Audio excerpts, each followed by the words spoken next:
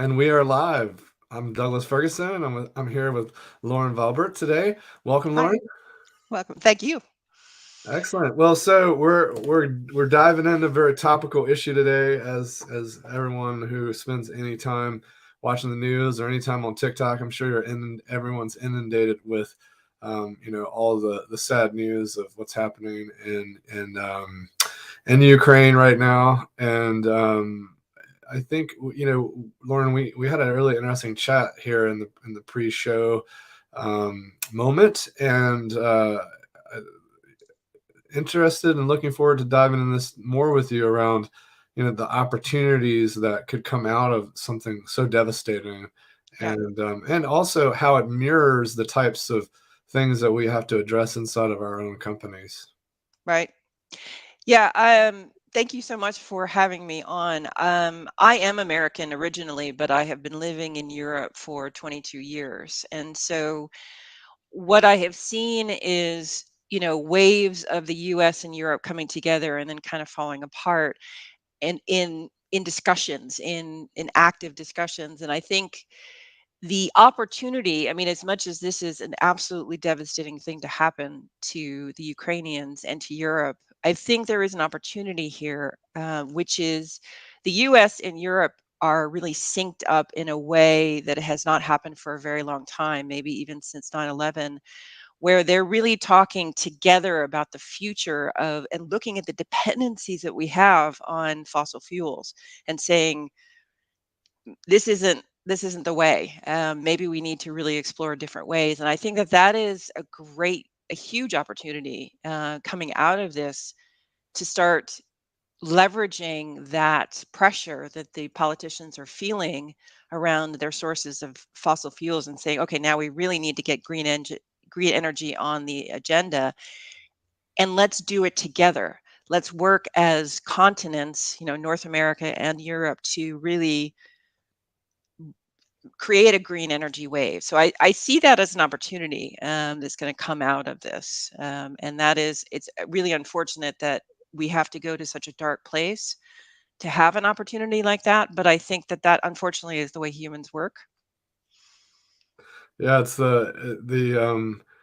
I saw someone that was comparing it to that waking up the sleeping Europe, similar In a big to way. waking up the sleeping giant, the U.S. back in the previous World War, Yes, and it's sometimes we have to be kind of snapped out of our little slumber.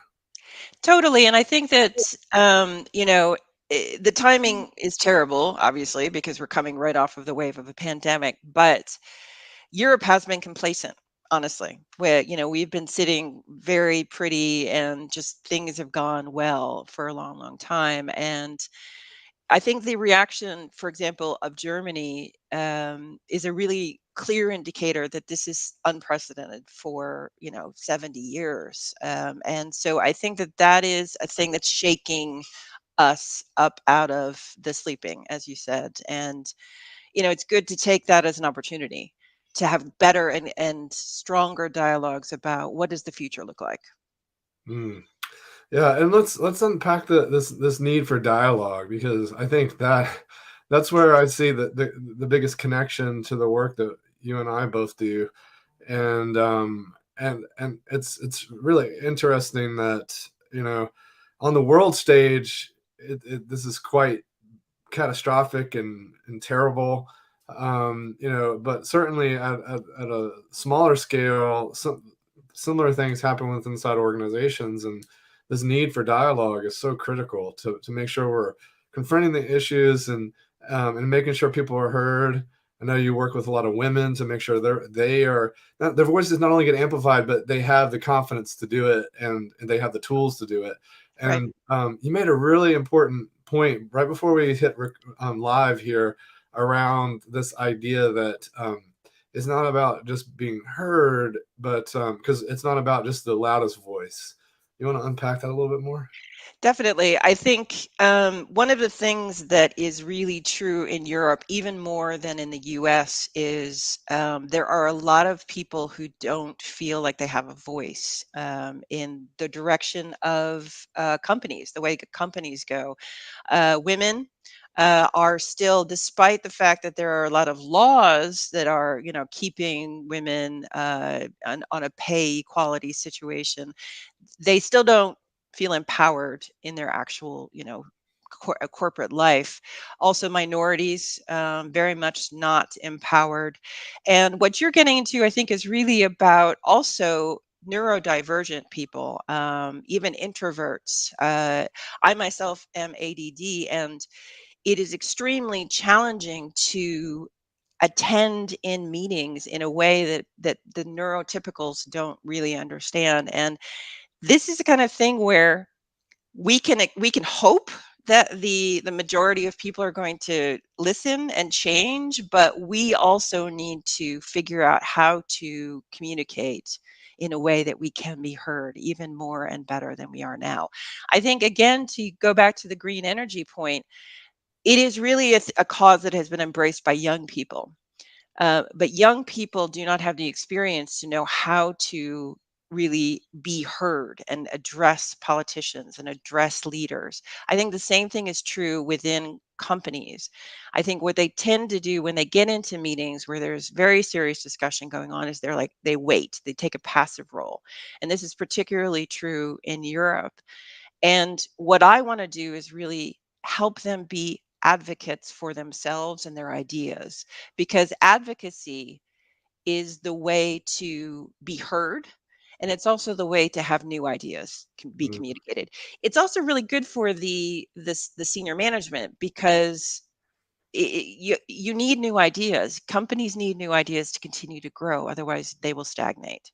And there's a lot of stagnation, especially amongst large companies right now.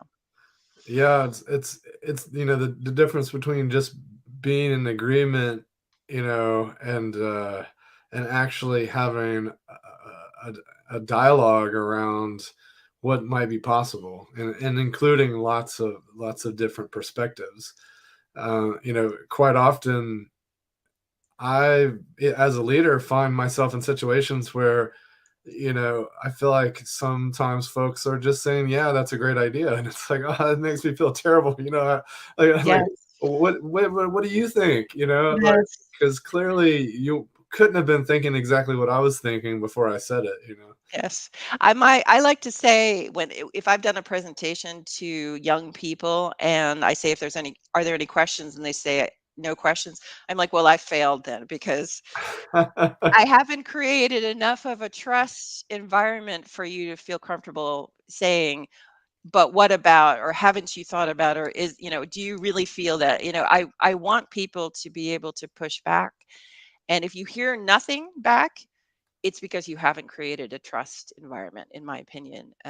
Yeah. Well, also there's there's a lot of psychological stuff happening, right? Because it's have we created that trust environment, but also there's a phenomenon where often people assume they should know things.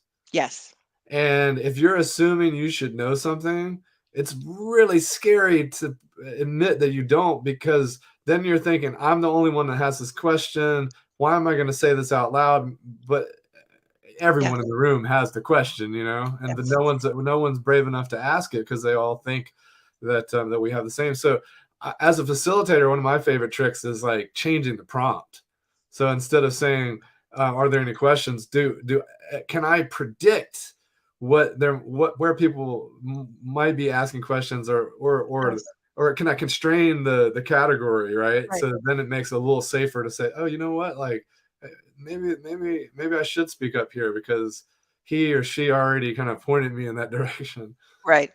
I explicitly, when I'm training people, when I'm doing trainings or facilitations, I explicitly, at the beginning of trainings, say, you are being paid to be an expert. So you are Mhm. being paid to always know. So what I need you to do is get into the mindset of the learner or the child. So we do exercises to get them into the mindset of the learner or the child for that very reason, because they're taught to be, they're being paid, they're literally being paid to be the expert, and they can't not know everything that they're supposed to know. So they have no childlike mind. So it's very zen. Get into the childlike mind. Wow. I, for example, ask them to talk about their hobbies. That is a way to access your childlike mind, but that's in trainings. That's not in presentations. But that's to me, it is a crucial shift when you're trying to teach people something. Otherwise, it just bounces off. It bounces off Yeah. that wall of I'm an expert. I know this, or I should know all of this. Yeah, wow. Yeah, it's super important. And I even wonder if there are ways that we might challenge this notion of expert even in our everyday lives, even in normal meetings that we're having inside of our companies. Because if we Mhm. show up with that lens of I'm expected to be the expert, it's so exhausting. And it's a lot of times present it's performative. Totally. It's very performative. Meetings, in my opinion, are very performative, and that's why I don't love them. And I especially don't love them if they're in the hands of people who are doing them as a performative measure, and that's Mm. very common within organizations. It is a very Dutch thing, by the way. I've lived in the Netherlands now for 22 years, and they are a consensus-based culture, which can work very well for a lot of things. But what it means is you have meetings to get everybody to agree to things. As it's a meeting in which everybody has to verbally agree with things, and it becomes very performative. And so to get that, to really shift that mindset into, I want every single person in this room to learn something. And if this meeting doesn't teach you something, or you don't learn something, then this is not a meeting we need in the Mm, future. Something like that, where it's really the goal is for everybody to turn on their learning mind. I love that. Yeah. Yeah. We have a few rules. We have a little test in the Magical Meetings book that's like, should we have this meeting test? And definitely believe in having some assessment and thought put into like, because that's the whole reason why there's the meme of should we have this meeting, or this Is meeting it, should email, right? is this meeting? Could this meeting have been an email? Yes, it's very common here, I have to say. I've learned to adjust to it, but I do try to inject my own rules, such as, can we create actions out of this meeting? So at Mm. least we have everybody feels like there was a reason why we were here. Can we, really kind of get this to take us a step further? So I really actually like the idea. I just came up with the idea of saying, what did we learn out of this meeting, Yeah. and take that into the next way I lead meetings. Yeah, So that's a that's good point. we believe in debriefing. One of our mantras is like debrief for durability. And so yeah, definitely at the end of the meeting, debrief is great. Some sort of assessment of where we got. Yeah. Another thing that you said that reminded me was the big fan of do the work in the meeting. So is there a prototype or something we might build together? So if people are coming together, instead of just talking, how can we visually make something, even if it's the rough draft or the outline, or because like so much more discovery can happen when we put our foot forward toward the end goal versus just like talk around in circles about what it could be. Right. And I think that is the thing that I have seen in the last 5 years or so, is the growing acceptance in European meetings of that kind of work. It's very new, to be honest. Most people aren't comfortable with that, bringing in kind of tools to help people work together. But now things like liberating structures are really gaining popularity as a way to make meetings more active, and making everyone take an active role. And so that, I think, is really helping break down that very passive role in meetings that people really feel like they have. Yeah, and just to bring it back to where we started, if we are going to create more like unified businesses, coworkers, more unified countries that can come together and work together on common goals. It has to be participatory. It has Yes. to, everyone has to engage, and it can't just be, we can't operate at this rhetoric, like jargony level. We have to get down below, uh, I often see people just, say, Black Lives Matter, cool. Sorry, Black Lives Matter, critical race theory, this and that are bad, bad, bad. But then when you Right. get down to the values and principles of what those things are about, they're like, oh yeah, yeah, I agree with that. I agree with Right. that. But it's the marketing. It's Yes. when you tie it all up into a little like bow with a name, then there's something to hate, to like dislike or be against. And I Yes. think this work is all about distilling that down, even if it is just something inside of a company that people can't agree on. I'll give you a really great example that's happening right now, actually in Europe, which is there's a campaign running right now in multiple countries that says turn your thermostat down 1 to 2 degrees, that's Celsius, for the Ukraine. And it's really taking off because the whole idea is, I think the Netherlands 40% dependent on Russian oil and gas, things that, other countries higher or lower. And the whole idea is take an active role in in changing our attitude towards oil and gas. And it's very simple. I don't know how much good it actually does, but that is the thing I think is going to win, is making people participate in the solution, and finding 100%. ways for people to be motivated. And that really goes for companies as well. And it's not about the jargon, it's about what can you do in your workday to make your relationships within the company better, your teams better, your meetings better. What are those small things that it's also about, you're making your own job and your own quality of life better, because you'll enjoy your job more. And I think that that's the things that you're going to see, happen more and more when people realize they have a role to play. 100%. That's you mentioned liberating structures earlier, and one of their principles is local solutions to global problems. And I That's think it. you're 100% right. It does. You don't have to see this through line to like this little thing I'm doing is going to have this broad impact. But if we all start doing those little things and we all start practicing and our minds start focusing on the importance of those things, then other things start to take root and habits form, and then that's how change happens. Yes. That's So the only way change happens. It doesn't uh, happen when you make that big, "Oh, I'm gonna quit smoking." Very rarely does that work. So start with small things, build a habit. That's what people say, and I know it works. awesome. Well, it's been a pleasure chatting today, Lauren. I really appreciate the time you took, and Thank hopefully we'll you. talk more soon. Yeah, sounds good. Thanks for having me.